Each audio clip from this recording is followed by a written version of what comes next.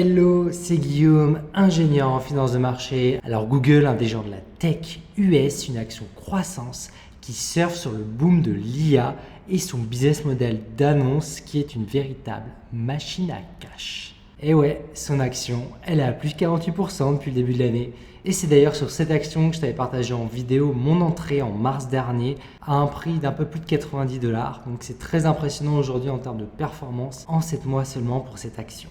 Alors, je te fais cette vidéo parce que Google a publié ce 25 juillet de bons résultats, meilleurs qu'attendus, avec un chiffre d'affaires en hausse de plus 7% comparé à 2022 à 74,6 milliards et surtout des bénéfices nets du trimestre qui font plus 14% à 18,3 milliards. Au passage, c'est super important, abonne-toi pour ne pas rater ma prochaine vidéo d'analyse d'action fondamentale. Donc Google là, dépasse les attentes. Appuyé par sa vache à lait Google Search et Google Advertising, donc les publicités. Tu vois, ces petites publicités sur Google, ça rapporte, ça génère plus de 58 milliards de dollars ce trimestre pour Google. Et c'est une performance qui est encore meilleure qu'attendue. Et avec à nouveau une tendance même pour la suite meilleure qu'attendue. Donc voilà, Google coche toutes les cases pour afficher un beau rallye suite à sa publication du 25 juillet dernier. Sundar Pichai, le CEO d'Alphabet, donc de Google aussi, se paye le luxe de nous donner une belle guidance. Donc pour rappel, la guidance, c'est les indications de tendance. C'est ce que nous donne le management d'une entreprise pour qu'on puisse anticiper de bons ou de mauvais résultats dans les mois qui viennent. Donc voilà, le PDG de Google, il nous donne une guidance qui est ambitieuse, appuyée par de bons résultats, de partnership avec l'IA et de Bard, l'IA conversationnelle de Google, qui affiche quand même une belle tendance en termes d'utilisation. Et plus globalement, pour rappel, les services de Google, ils continuent d'apporter de la valeur à plusieurs milliards d'individus sur Terre.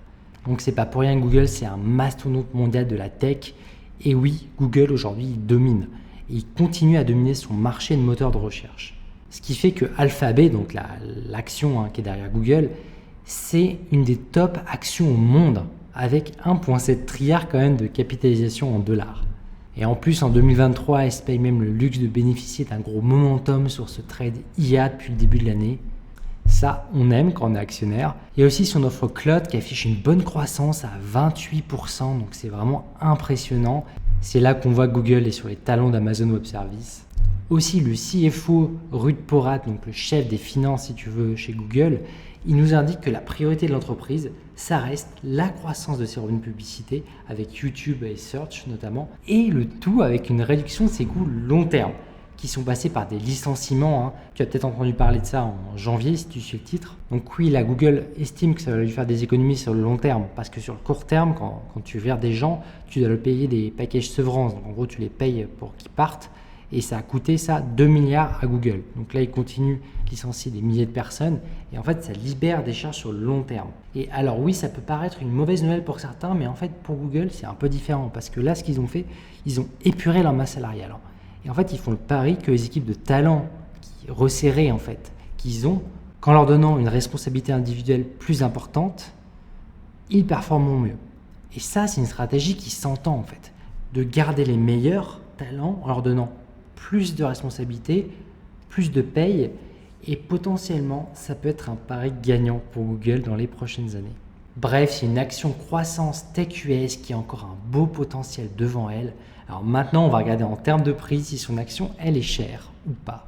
Et pour faire ça, on va regarder les finances. Donc, Alphabet aujourd'hui, c'est une market cap de 1,7 trilliard. Donc, si je regarde par rapport à ses bénéfices publiés aujourd'hui, moi, j'atterris sur un PE ratio autour de 28. Et ce qui paraît assez fair au final pour Google, donc pas trop cher, et voire limite en solde. Maintenant, je vais aller encore plus loin, en calculant son PE en anticipation pour la fin de l'année, dans ces conditions et en ajoutant mes hypothèses personnelles. Avec notamment, moi je m'attends à 305 milliards de chiffre d'affaires pour toute l'année 2023, avec un EBITDA qui devra atteindre 140 milliards, et ainsi j'arrive à un bénéfice net autour de 75 milliards. Donc j'anticipe une très bonne année en termes de bénéfices pour Google, et ce qui me fait arriver à un PE en anticipation pour la fin de l'année à 22. Et 22, ça veut dire que l'action Google aujourd'hui, c'est pour moi une bonne affaire. Donc là, on est sur une action de la tech US, reine de la croissance sur la publicité sur les dernières années. Et moi là, je vois encore un potentiel de plus 27%.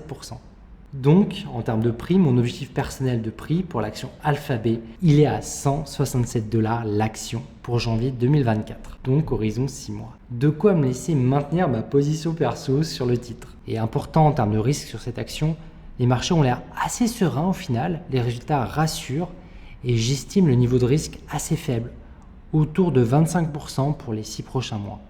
Et clairement, moi là, le risque majeur qui pourrait arriver un jour sur ce type de tech, sur Google notamment, ça serait une réforme antitrust sur les géants de la tech. Mais après, vu la proximité qu'ont les géants de la tech avec le gouvernement US, donc là où elles sont domiciliées, moi je pense pas que ça arrivera prochainement, en tout cas pas pour les 2 ans qui viennent.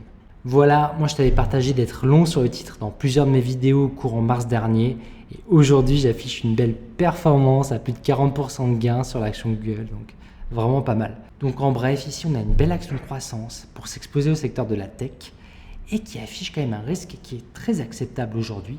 Donc personnellement, moi je pense que Google, ça offre une très bonne opportunité pour un portefeuille de croissance long terme. Maintenant, si tu veux aller plus loin avec moi, je t'invite à découvrir mes outils gratuits de gestion de portefeuille, d'analyse d'action, ainsi que ma newsletter. Tout ça, c'est sur guystorm.com. Au passage, n'oublie pas de liker la vidéo et de t'abonner si ce n'est pas déjà fait, ça aide beaucoup cette chaîne à se développer. Et si tu veux regarder une belle action croissance éligible PEA au CAC 40, je t'invite à regarder ma vidéo sur Essilor Luxottica, c'est par ici. Sur ce, restons pragmatiques. Allez, ciao!